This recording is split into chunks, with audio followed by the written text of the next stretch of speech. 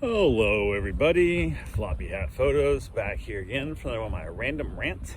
And today's random rant is about locations of properties and where you want to live in that. And as you can see, I'm out here walking next to what looks like beautiful water, but it's just a retention pond in the shores. So big difference can be implied upon where you're looking at it and your perspective of what you're seeing. But mostly what I'm talking about here is I have a client whose house is down here in the intercoastal, and it's on one of the canals. So years ago, when they were building my stuff, they dug in these channels, deep water channels, shallow water channels, depending on where you're at. And they put a bunch of lots on the side of them you could sell. And most of them got bought up and put single wide mobile homes on them.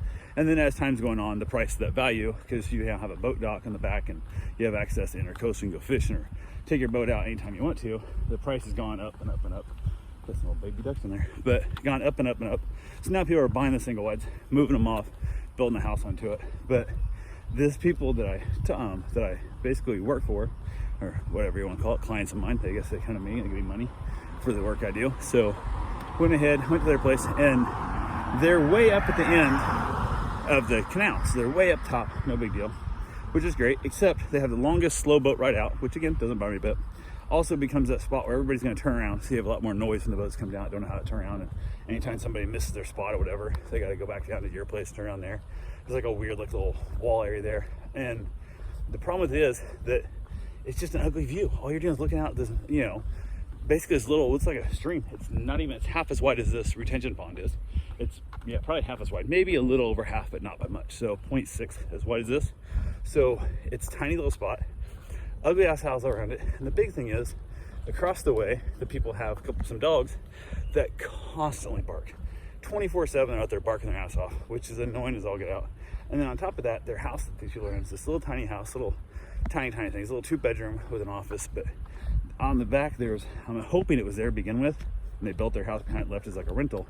But I don't know, maybe they built it. It's hard telling. But it is a guest house type thing they rent out, which is fine except a flat roof. So when you sit on their back patio and you try and look out, even at the little bit of a canal you have and towards your boat, all you see is this giant flat roof white that is so bright and so reflective.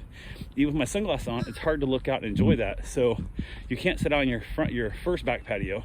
So instead you go down, you go through a little screen-in porch, you go over to the other patio, and then because you come out there, the dogs can see you across the way, and they bark the entire time you're out there. So she was like talking the first time out to the house was, oh yeah, feel free to hang on the patio and just enjoy this gorgeous water view and so on and so forth. And I'm like, okay, whatever. And every time I've been out there, the dogs just barking their ass out the whole time. And I'm like, oh my God, why would anybody want to be here? I couldn't imagine, no way in hell I could imagine doing this. And it's just pure misery. So when you're looking at properties, you're looking at houses and whatnot, make sure you pay attention to what's around you. And like I was asked before, like, how often you guys go out boating? No, not very often. I don't take a boat out much and all that stuff. But, maybe once a month. And I'm like, you guys are paying how much extra for this damn place to take your boat out once a month? I can back a trailer in once a month. It makes no sense. So it'll also be different if you were like out every single day and you wanted to have your boat in the water, maybe even had live traps out and stuff, whatnot, keeping your bait alive and all kinds of stuff, and you were fishing daily. Great, fine for you. Maybe you could offset the dealing with the crappy neighbors and all that kind of stuff. But big thing is, like, at least paint your flat roof or something to get rid of that bright ass white that's so bright you can't see nothing. Big thing there. So yeah, but it is what it is. How are you doing today? Doing well. How are you? Better than I deserve. So, but that's the big one there. It's one of the things I'm kind of excited about. The new house that we're buying, it's right across the street. I know the neighborhood and the neighbors have been here for like 6 years, whatever. So that makes it easy and handy. I don't have to worry about how crappy somebody might be. Although the house to the north of it is for sale.